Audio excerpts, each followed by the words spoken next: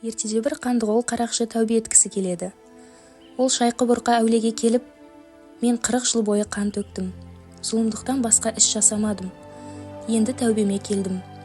Не амал жасасам, Құдай күнәмді кешеді, деп сұрайды. Шайқы-бұрқы, жол шетіне жеміс ағашын ек.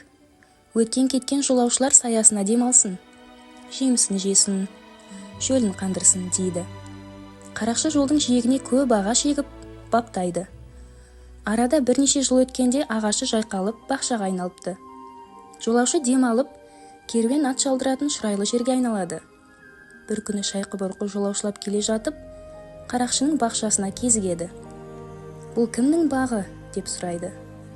Бақтың иесі жоқ. Жергілікті жұрт қарақшының бағы деп атайды.